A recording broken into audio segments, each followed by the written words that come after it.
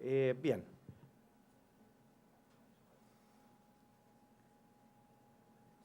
La patología degenerativa es una enfermedad que es altamente prevalente, es de extrema importancia en el conocimiento del mundo radiológico, es una entidad nosológica que se comparte con el mundo clínico, el mundo radiológico, y por lo tanto necesariamente es una patología que ustedes deben dominar con exactitud. Yo me planteé algunos objetivos docentes para esta presentación. En términos generales, quiero despertar la inquietud en la imagenología del proceso degenerativo de la columna. De ninguna manera va a ser una revisión extensa, acuciosa o ni siquiera pretender de ser completa. Y como objetivo específico, quiero recordar algunos elementos de neurofisiología del dolor y quiero que ustedes reconozcan algunos signos imagenológicos del proceso degenerativo. Desde la escuela nosotros nos enseñaron a hablar del lumbago. Y lo que primero quiero hacer es romper ese mito: el lumbago no existe. ¿Por qué digo que no existe? Porque en realidad es un síntoma, no es una enfermedad. Y como síntoma puede obedecer a múltiples causas. Y si hablamos de múltiples causas, va a ser de un diagnóstico etiológico difícil. No hay un examen que sea patognomónico, un examen único que nos pueda decir toda la información. Y por otro lado, los exámenes tienen un alto número de falsos positivos. Y todo esto genera múltiples costos. La única forma que se me ocurre para poder ordenar esto es entender desde los mecanismos fisiopatológicos en adelante para que ustedes puedan entender la imagen desde un punto de vista fisiopatológico. Ayudemos a este fakir a entender algunos mecanismos del dolor. Primero que nada tenemos que recordar la anatomía. La imagen es anatomía. Tenemos, como dice un amigo, que reconocer primero al enemigo para poder después atacarlo. El aspecto posterior de la columna está inervado por el ramo dorsal en un tronco común, que se desprende de una raíz dermatomérica, que es la raíz correspondiente que sale en el canal foraminal. Esta estructura inerva la faceta articular, la lámina y la pars interarticularis, y también la apófisis transversa. Existe asimismo otro ramo, el ramo medial dorsal, que va a dar inervación del aspecto posterior en la apófisis espinosa, los ligamentos interespinosos y la musculatura intrínseca espinal posterior a nivel de los músculos interespinalis y multífidus. ¿Cómo es la inervación en el aspecto anterior? Tenemos en este esquema representado el nervio sinovertebral. Es una estructura neural que da comunicación a través de una conexión somática con la raíz y dermatoma correspondiente. Y hay una cadena ganglionar simpática paraespinal que también está involucrada a través de los nervios simpáticos, que también van a entrar en una conexión simpática con el nervio sinovertebral. Por lo tanto, aquí existe un camino común a dos vías de acceso de información dolorosa. Si vamos más en detalle, nos vamos a encontrar que existe una inervación somática del nervio sinovertebral que da inervación del ánulus, de las estructuras vasculares del plexo de Watson, de las estructuras durales en el espacio dural y peridural, y estructuras neurales que inervan el reborde y el tejido óseo adyacente a las placas vertebrales. Esta información va hacia el ganglio sensitivo y finalmente viaja hacia el sistema nervioso central. Esta información asciende en una distribución somatotópica organizada y es sensada en el sistema nervioso central, en una aferencia somática sensorial con organización somatotópica. En este punto yo quiero hacer un énfasis porque nos enseñaron en la escuela siempre a reconocer el dolor a través de un dolor de tipo radicular. El dolor radicular es dermatomérico, bien organizado, en una aferencia con una localización dermatotópica de dolor en la corteza sensorial, muy específica. Esta información llega hasta el núcleo ventroposterolateral del tálamo y desde ahí se va a representar en la corteza sensitiva. Por lo tanto, un dolor radicular es un dolor exquisitamente bien sensado, muy bien localizado, a diferencia de lo que podemos encontrar con los dolores de tipo referido. Veamos entonces estos dolores de tipo referido, que en la práctica clínica son lejos los más importantes.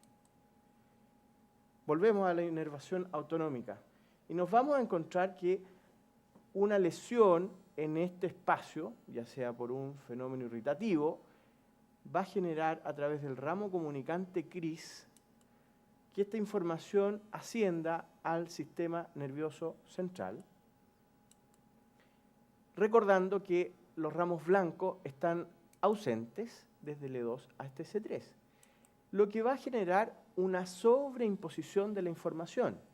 Esta información que proviene de la raíz L5, ya vimos en el ramo dorsal, a través de los ramos comunicantes grises se va a imponer con otros dermatomas. Por lo tanto, la información va a ser similar, pero sobreimpuesta. Una información mal localizada y de tipo referida. Por lo tanto, esta premisa de localización exacta no se cumple y vamos a tener entonces un registro somatotópico incorrecto en un traslapamiento de la información.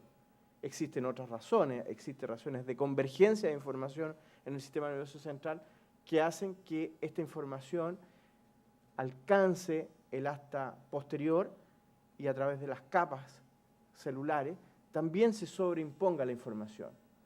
Por lo tanto, vamos a diferenciar dos grandes grupos de tipo de patología dolorosa. El tipo de dolor radicular, que fue el que más nos enseñaron en la escuela, y este tipo de dolor referido, que debería ser el dolor al que más interés debemos poner porque es el más frecuente. Y esta es la descripción que hace el paciente en un dolor referido. Es un dolor referido, sobreimpuesto. Fíjense, aquí está la raíz L1, entre comillas digo raíz, porque en realidad viaja de la forma que ya explicamos y va a decir una distribución regional de dolor, en una localización que es sobreimpuesta y que es un dolor tipo referido. ¿Alguna duda hasta aquí? Perfecto. Bueno, por otro lado, existen otro tipo de alteraciones que pueden existir. Hay otro nivel de información. Este es el nivel neural, pero también están las citoquinas, las aminas, las quininas, las prostaglandinas, que van a generar también un sistema de información bastante complejo y también existen tantas cosas que no sabemos y que tenemos que todavía ir a buscar. De esta forma, el clínico debería llegar a categorizar en estas condiciones clínicas generales el tipo de dolor, si es un dolor lumbar puro, un dolor de tipo vertebrógeno, facetario, radicular, existe claudicación neural o un dolor lumbar atípico. Esta es la base fundamental del estudio clínico. Otro elemento que es importante analizar es la biomecánica. Ustedes deben considerar siempre que la columna está conformada por una estructura triarticular. Es una unidad morfofuncional que antiguamente se le daba mucha importancia a la estructura ósea ligamentaria, pero en estricto rigor al día de hoy hay que agregar la estructura muscular y sobre todo la integración neural. Esta estructura triarticular está conformada por una sincondrosis, una estructura no diartrótica a diferencia de las articulaciones interfacetarias. Existen dos articulaciones interfacetarias y el espacio intervertebral, de ahí este concepto triarticular. Una manera de enfrentar la imagenología es a través de la compartimentalización. Esta es una elaboración personal, probablemente no la encuentren en muchos lados, pero a mí me parece que es importante tratar de organizar a través de compartimentos y de esa forma lograr entender cuáles son las patologías que podemos encontrar o bien dentro de una patología poder organizar las alteraciones a través de la clínica y la imagen. La anatomía imagenológica, básicamente tenemos que considerar que existe un estuche y un contenido. En este estuche, conformado por una estructura ósea y un aparato ligamentario, y un contenido que es nuestro objetivo de estudio. El continente o estuche óseo, a su vez, lo podemos diferenciar en un arco posterior, el cuerpo vertebral y el espacio intervertebral. Y el contenido, la médula y las raíces. En el arco posterior, en el estuche, vamos a tener el dolor facetario. Por lo tanto, si un médico nos refiere a un paciente con un dolor facetario, es ahí donde tenemos que poner especial énfasis. Si hay una alteración de tipo dolor vertebrógeno, es en el cuerpo vertebral donde tiene que estar nuestra principal preocupación. Y si el dolor es discógeno, tenemos que ir a ver el espacio intervertebral. Y los dolores radiculares se confinan al compromiso radicular. Ya hace muchos años atrás, uno de los pioneros en el desarrollo de la columna, Sir Kierkegaard y Willis, escribió un libro que se los recomiendo, es muy bueno, y generó la fisiopatología del proceso degenerativo. A pesar de que han pasado más de 20 años, no ha modificado mucho este esquema de pensamiento. Y, por otro lado, la tecnología tampoco ha sido suficiente para darnos cuenta del proceso degenerativo en su intimidad. Si ustedes analizan este esquema, van a encontrar que tienen las facetas articulares en esta columna y el espacio intervertebral en esta otra columna. Y desde arriba hacia abajo, una cascada degenerativa. Como concepto es interesante porque uno debe pensar de que es un proceso que es evolutivo, en el que participan las estructuras del arco posterior y del espacio intervertebral en forma que interactúan ellas. Todo lo que le pase a la estructura articular va a repercutir en el espacio intervertebral y todo lo que le pase al espacio intervertebral va a repercutir sobre la estructura articular. Por lo tanto, si uno logra entender esta fisiopatología, va a ir entendiendo el proceso degenerativo y va a ir a buscarlo en la imagenología. En la primera etapa, en las facetas articulares hay sinovitis y hay baja movilidad. Si hablamos en la época en que se desarrolla esta teoría, la resonancia magnética no estaba disponible, por lo tanto no podían reconocer la sinovitis, pero sin embargo lo plantearon como una posibilidad. Y por otro lado, habían rupturas del anillo. Lo mismo, tampoco con la resonancia magnética, lo vinimos a ver después de 20 años. Y si sigue la cascada degenerativa, nos vamos a encontrar en niveles que hasta este minuto el sistema está estable. Pero entre el máximo compromiso degenerativo y el inicio del proceso degenerativo hay un momento de inestabilidad. Por lo tanto, la clínica se establece fundamentalmente en el proceso degenerativo con inestabilidad. ¿Y por qué ocurre la inestabilidad? Básicamente laxitud capsular, puede haber subluxación, fenómenos degenerativos articulares, con rupturas del anillo fibroso y lo que va a determinar finalmente un proceso hipermóvil, lo que nos va a dar estimulación de nociceptores y van a tener toda la cascada que acabamos de analizar previamente. Y ya en un proceso degenerativo hacia la tendencia de la estabilización, vamos a encontrar estenosis foraminal, estenosis del canal raquídeo, pero en un proceso degenerativo de larga data. Y acá nos encontramos con un problema fundamental de la imagen, que no sabemos cómo es el proceso degenerativo normal. Habitualmente nosotros recibimos un paciente cuando está enfermo. No tenemos una imagenología y no hay estudios bien sistematizados que nos muestren cuál es el proceso degenerativo normal. Pero ya nos hemos dado alguna idea de cómo puede ser. Y acá quise destacar en este aspecto la inestabilidad, porque es el centro del estudio radiológico, desde el inicio del estudio radiológico. Por lo tanto, tenemos que evaluar la inestabilidad. ¿Cómo evaluamos la inestabilidad radiológica? Partamos primero, ¿qué es inestabilidad? Es un concepto que de pronto es polémico. Se menciona con frecuencia, pero está mal definido. Hay ausencia de criterios clínicos o radiológicos exactos que nos digan qué es inestabilidad. Lo que entiende un bioingeniero por inestabilidad es distinto a lo que entendemos nosotros desde el punto de vista imagenológico y es distinto a lo que entiende el mundo clínico. ¿Cuáles han sido los acuerdos sobre esto? La Academia Americana de Ortopedia dice que hay una respuesta normal a las cargas aplicadas caracterizada por desplazamiento por encima de los rangos fisiológicos. Pero es una definición vaga, poco exacta. ¿Cómo lo aplico a la columna esto?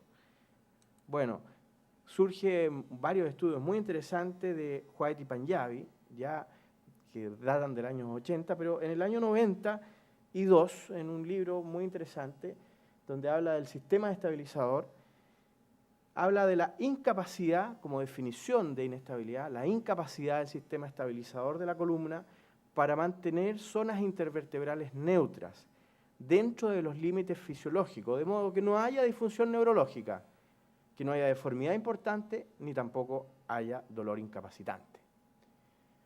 Entonces, en este concepto incluimos la clínica, porque estamos hablando del dolor. Estamos incluyendo las alteraciones radiológicas, porque estamos hablando de desplazamientos por sobre los límites normales. Por lo tanto, es una definición que nos gusta muchísimo poder utilizar. Pero habló también de un sistema estabilizador. ¿Qué es el sistema estabilizador?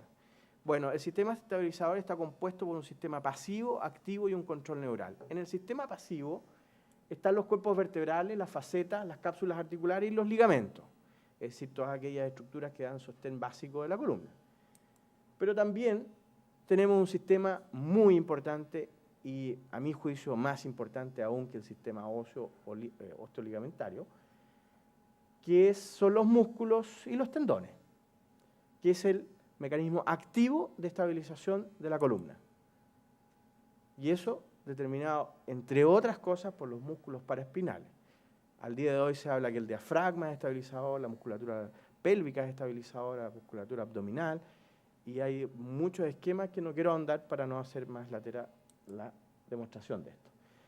¿Cuáles son los elementos que participan en la inestabilidad? Tenemos que saber que hay inestabilidad en flexión, en extensión, en rotación y en bending o rotación lateral. En la flexión están los ligamentos posteriores, el ligamento interespinoso, supraespinoso, la articulación interfacetaria y el espacio intervertebral. Todo eso es la flexión. Y en la extensión está el ligamento longitudinal anterior, el anillo, la faceta. Y en la rotación participan en el disco y la faceta, y en la flexión lateral está el ligamento intertransverso. ¿Qué evaluamos en la inestabilidad radiológica? Por supuesto, desplazamientos patológicos. Pero hay que recordar en este punto que los desplazamientos patológicos deben ir asociados a alteraciones clínicas. ¿Cuáles son los elementos radiológicos que tenemos que tomar en cuenta? Moderada degeneración discal, moderada disminución de la altura del espacio intervertebral, osteosclerosis, osteofitos de tracción orientados en el plano horizontal de 2 a 3 milímetros de la placa y signo del vacío. Y esto en contraposición con el estado de estabilización que habíamos visto previamente. Estas imágenes para ustedes son sumamente familiares, ver estos osteofitos de tracción que se plantean paralelos a la placa vertebral, inicialmente horizontal y luego vertical, y muchas veces forman verdaderos puentes óseos, que en el estudio radiológico lo vamos a ver como una formación osteofítica asociada a una disminución de la altura del espacio intervertebral y en casos más evidentes con desplazamiento de cuerpos vertebrales. Otra cosa que podemos ver es la neoartrosis. Tenemos que ver en el plano anteroposterior la presencia de una proliferación del tejido óseo, una esclerosis del tejido óseo y un aumento de volumen de la faceta articular. Hay cambios con aspecto de hueso de Burnio en la lámina derecha del segmento L5. Otra cosa que tenemos que ver en el polo inferior de la articulación facetaria puede estar, como en este caso, aumentada de tamaño, proyectarse medialmente hacia la línea laminohipoficiaria, y en esto se da una especie de S itálica, que es el espacio articular aumentado. Y si hablamos de los espacios articulares, tenemos que ver su orientación en el plano coronal. Habitualmente tiene que tener una orientación paralela a los cuerpos vertebrales, y en el caso de estar alterado, estas proyecciones se hacen en ángulos oblicuos. Puede haber también subluxación de las articulaciones interfacetarias, con subluxación vertical, que en este caso compromete L4, L5, o aumento del espacio articular unilateral.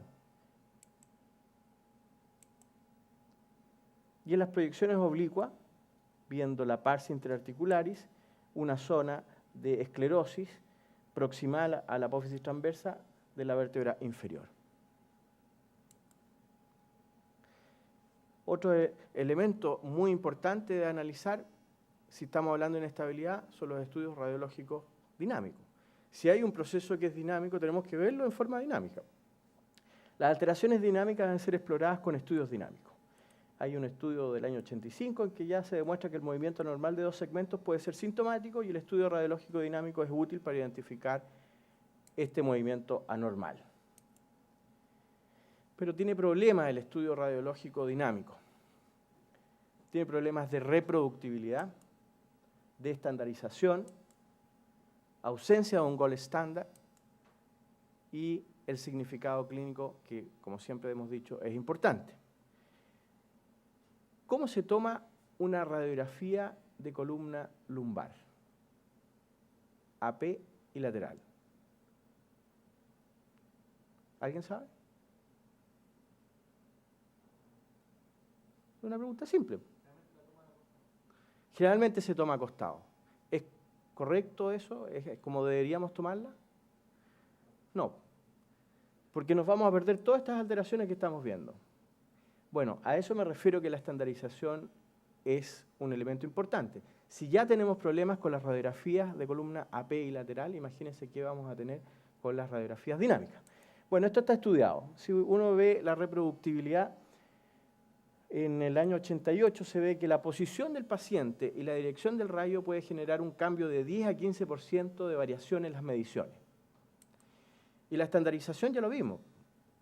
De partida, cómo tomen la radiografía está no estandarizado. Por lo tanto, la magnificación es un tema importante que no está considerado al momento del informe. Tampoco los puntos de reparo son comunes. Y en general las mediciones del desplazamiento coinciden con la magnitud de la precisión del examen. Por lo tanto, uno de los objetivos también que me quiero plantear es que estandaricemos esto y que hagamos todas las cosas más o menos parecidas. Y el significado clínico es otro punto relevante, porque si ustedes ven en estos estudios, tenemos por lo menos 5 estudios acá, que observaron pacientes asintomáticos, personas asintomáticas a las que se le tomaron radiografías de columnas dinámicas, y en el grupo más importante encuentran ustedes un 29% de pacientes que en el E4 L5 tiene más de 5 milímetros de desplazamiento. Y los estudios clásicos hablan de 3 a 5 milímetros. ¿Cómo analizamos nosotros la radiografía? Primero vemos si hay un desplazamiento anterior de la vértebra sobre otra, o el desplazamiento puede ser posterior.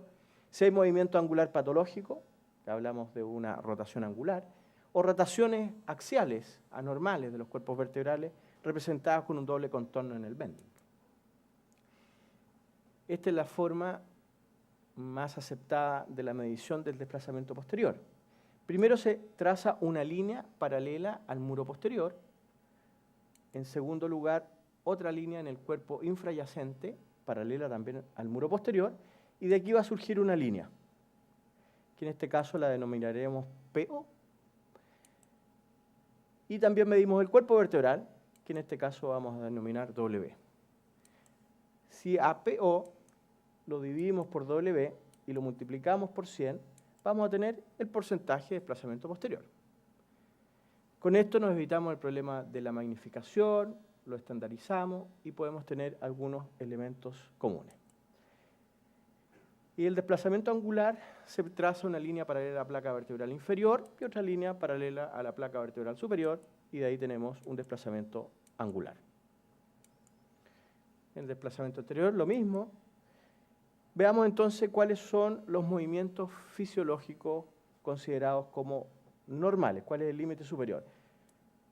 Tal vez el estudio más bien sistematizado, mejor diseñado, el de White y Panjabi, y que habla de 3 milímetros. Pero como dijimos, los milímetros no es la mejor forma de medirlo, por lo tanto, vamos a hablar de porcentaje de traslación, y si hay más de un 8% de traslación en sentido anterior o más de un 9% de traslación en sentido posterior, consideramos que es patológico. Y más de 9 grados es considerado como patológico. Estudios de referencia lo tienen ahí.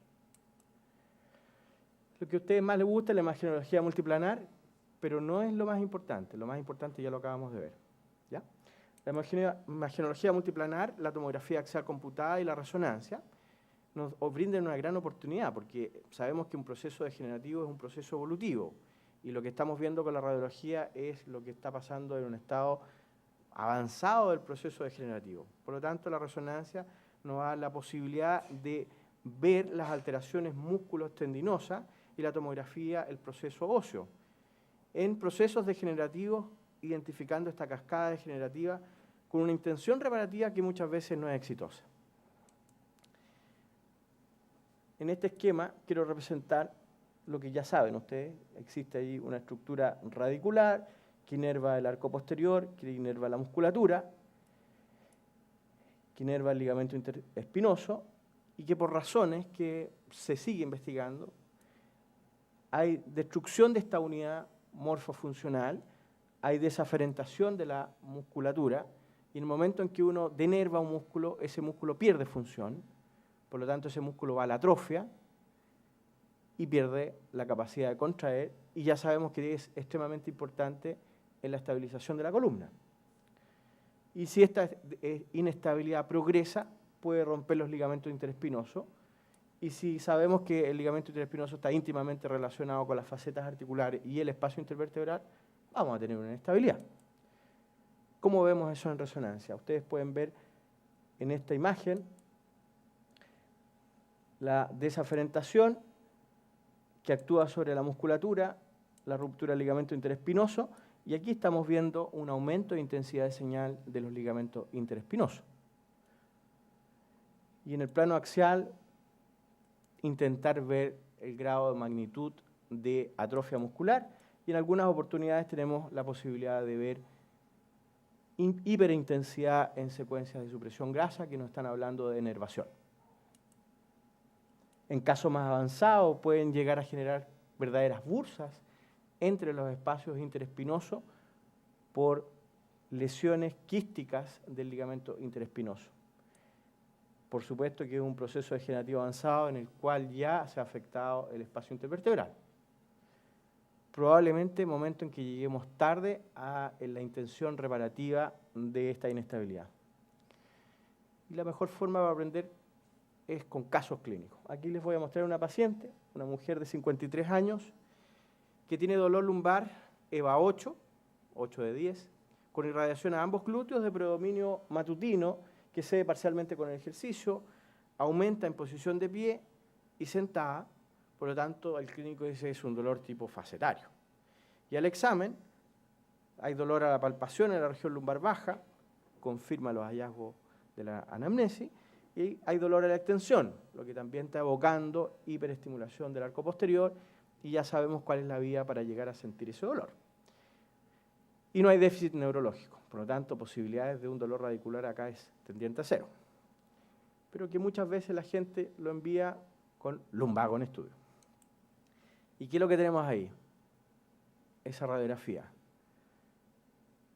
¿Quién quiere comentarla?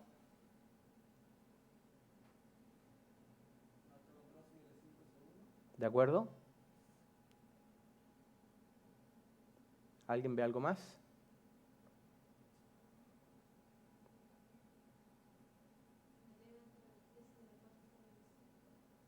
¿De acuerdo? ¿Alguien ve algo más?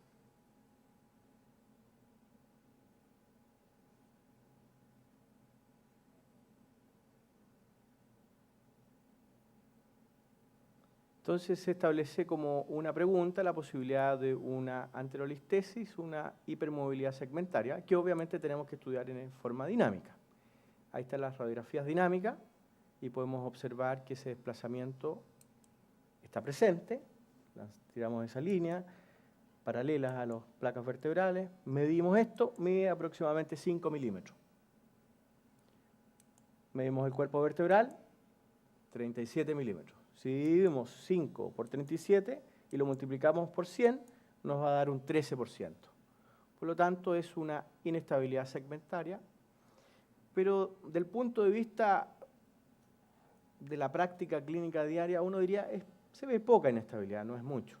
Habitualmente uno ve, se informa como espondilolistesis grado 1, que ya sabemos que no sirve. No se va a tomar ninguna conducta con esa espondilolestesis 1, 2 o 3. Vamos a tener que hablar de algo que sea exacto, reproducible, estandarizado. Y acá tenemos la cirugía de la misma paciente. La que vimos en la resonancia, la radiografía y lo que estamos viendo ahora es la cirugía de esta paciente. Se intentaron múltiples tratamientos durante 2 años.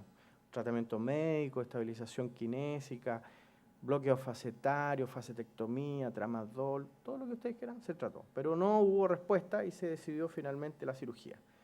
Hacia acá estamos viendo cefálico, caudal, derecha o izquierda. Esta es la pinza del cirujano que está tomando la apófisis espinosa. Se ubican más o menos, ¿cierto? Entonces vamos a ver qué es lo que ocurre cuando el cirujano tracciona la apófisis espinosa. Vean el grado de inestabilidad que hay ahí. Es enorme. ¿Y por qué? Porque en definitiva el sistema estabilizador muscular fue bloqueado. Este paciente está con relajante muscular, está anestesiado. Por lo tanto, vean la importancia del sistema muscular en la inestabilidad. Por lo tanto, nuestras radiografías dinámicas a veces no van a demostrar la inestabilidad que sí está presente. Por lo tanto, tenemos que ir a buscar otras cosas. Y fíjense usted, a ver, fíjense ustedes ahí en esta misma proyección cómo se ve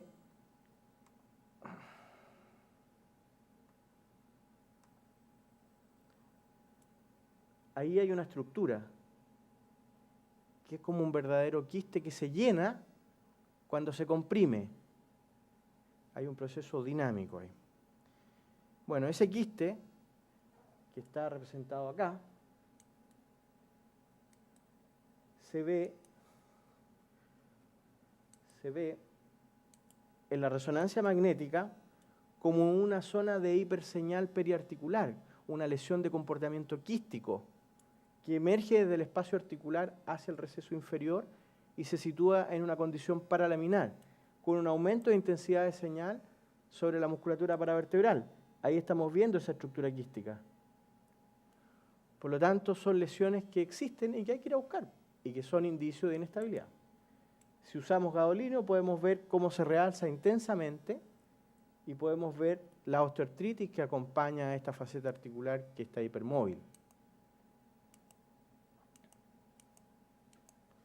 Y en la histología lo que nos encontramos es un proceso inflamatorio granulomatoso con elementos inflamatorios agudos y crónicos.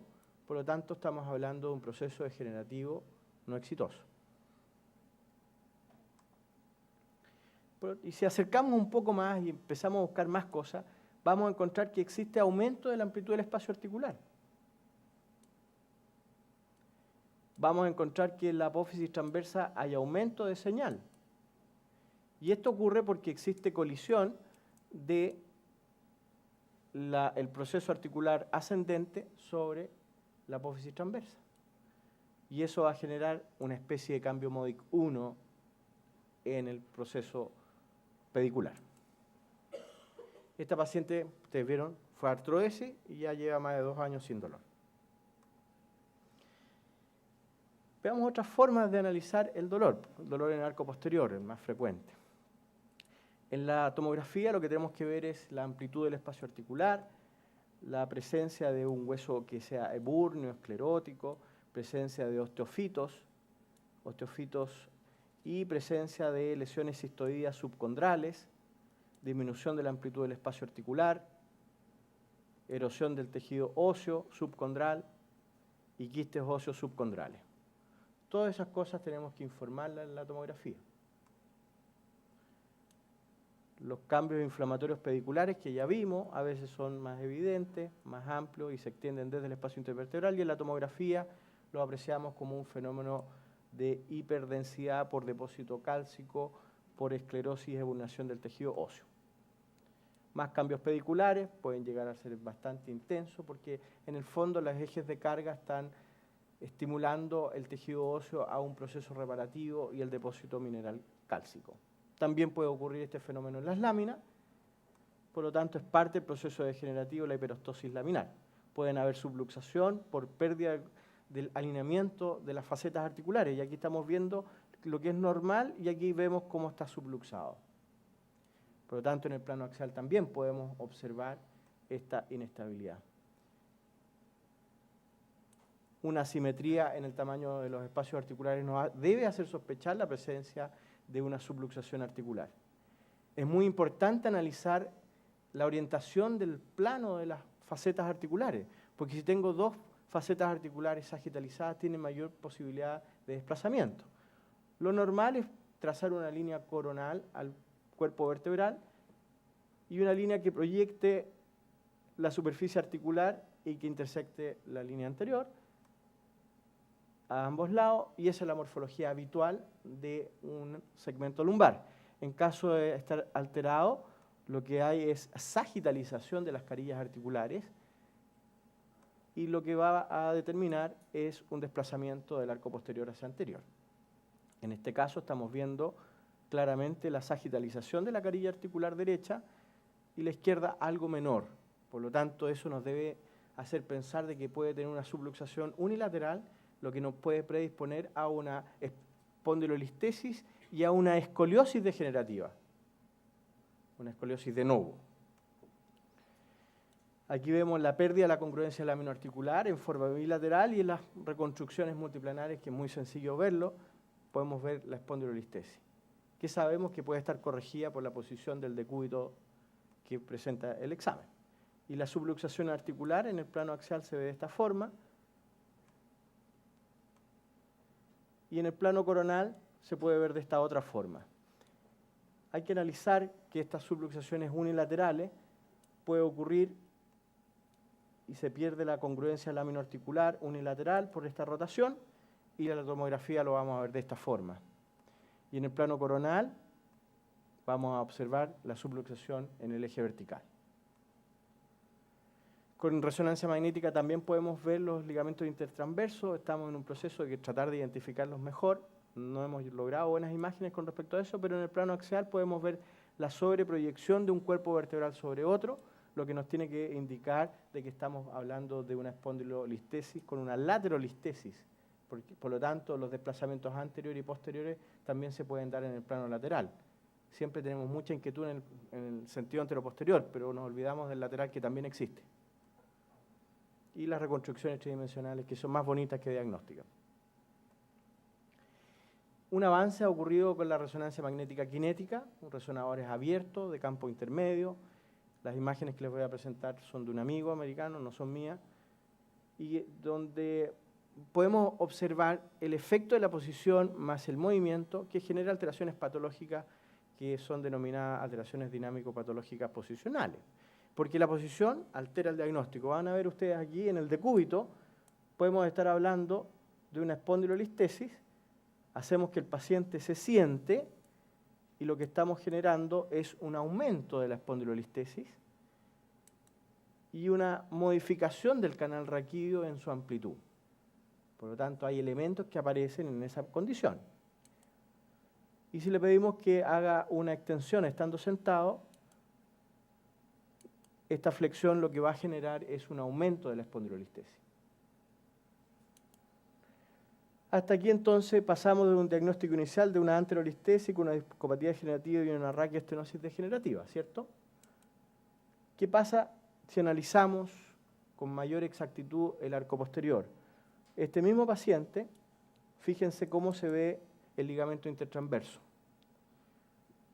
Estando acostado tiene esta condición, estando sentado se modifica muy poco, pero fíjense ustedes acá, cuando nosotros le pedimos que haga una flexión máxima, aumentó la amplitud del espacio interespinoso.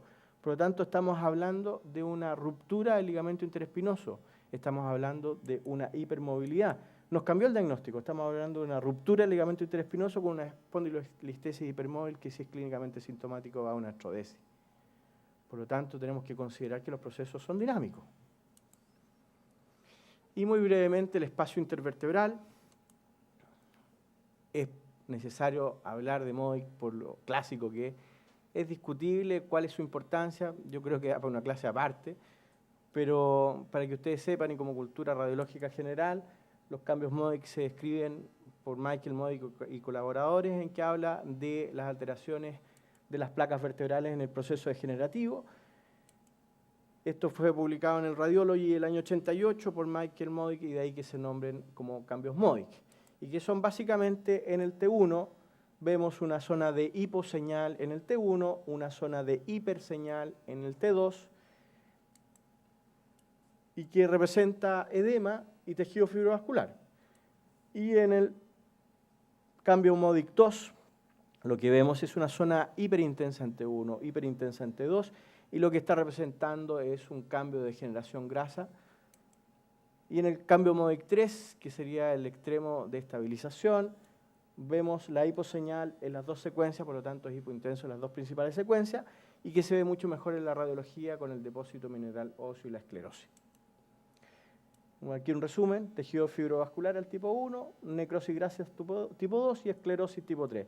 Para mí me resulta más fácil describir que colocar una nomenclatura, y prefiero entenderlo de esta forma porque a través de esa forma puedo entender con T1, T2 y todas las otras secuencias.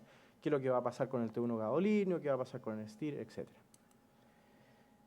Otra nomenclatura dentro de la jerga de columna es el HIS. Y se refiere al High Intensity Zone.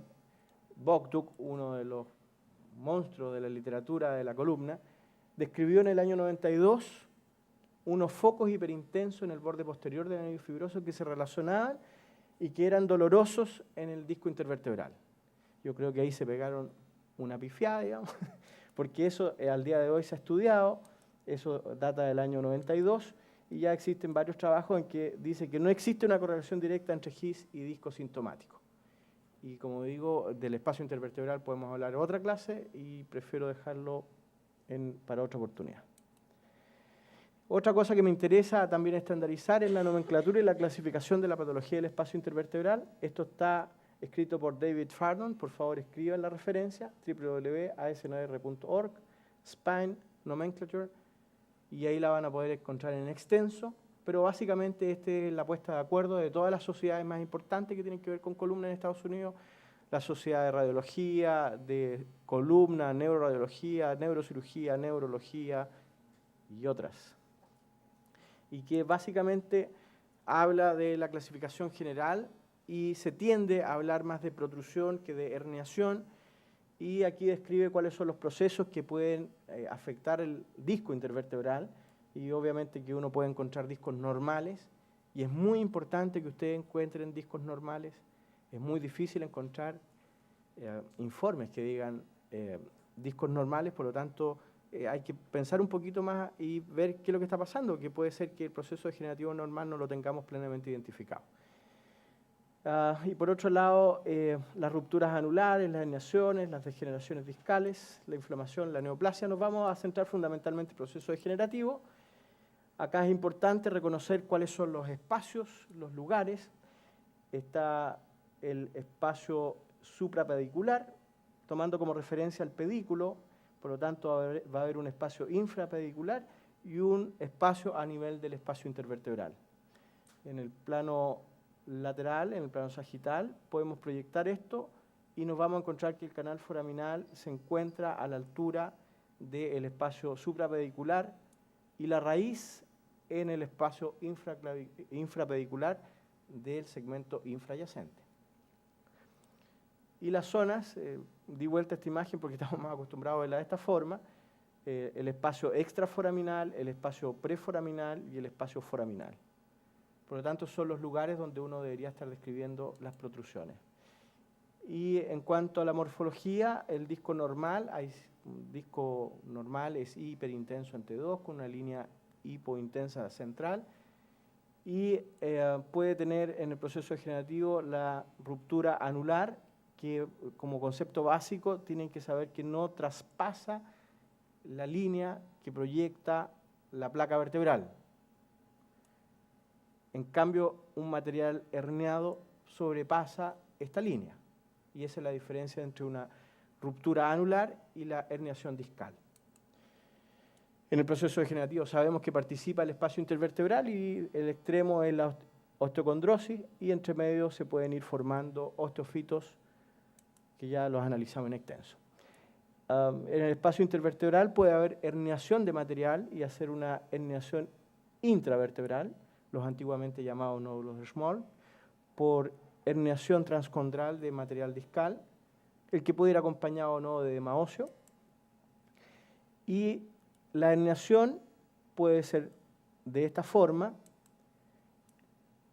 y tomamos la circunferencia del espacio intervertebral, la dividimos en cuadrantes de 90 grados y nos van a dar segmentos de 25%. Toda herniación que ocupe menos de 50% va a ser una herniación focal, es decir, una herniación entre 25 y 50% va a ser una herniación de base ancha. Y si hay una relajación del anillo en forma completa, lo que los americanos hablan de bulging, es la relajación del annulus, el que puede ser simétrico o asimétrico. Y la diferencia entre protrusión y extrusión está dado por la morfología en el plano axial, esto tiene una forma de un 8, pero lo más importante es en el plano sagital, donde la extrusión discal, su diámetro cráneo-caudal es mayor que su diámetro antero-posterior. Y esto se puede diferenciar una extrusión de un fragmento discal migrado cuando éste está separado del espacio intervertebral. Por lo tanto, ahí describimos de forma muy genérica cuáles son las clasificaciones y uno tiene que hablar de la morfología, le explicamos cómo es la morfología. Otro elemento importante es cuál es la relación con el espacio intervertebral, la continuidad con este, si está contenido por el ligamento común vertebral posterior y la relación que tenga con este. Tenemos que hablar del volumen, la composición y la localización. Por lo tanto, es un tema interesante, lo pueden revisar con calma y es algo que tenemos que hablar todos el mismo lenguaje. Y finalmente, quiero hacer unas últimas consideraciones. Quiero que no se olviden que los pacientes tienen que tener un cuadro clínico que tenemos que analizar. No necesariamente tenemos que hacer el análisis sin considerar lo que le está pasando al paciente. El análisis y las imágenes debe ser con un conocimiento de la fisiopatología para poder llegar a un diagnóstico correcto. Y el análisis a través de modelos compartimentales y con énfasis en las alteraciones clínicas nos van a dar cuenta de mejor forma qué es lo que está pasando con nuestros pacientes. Muchas gracias.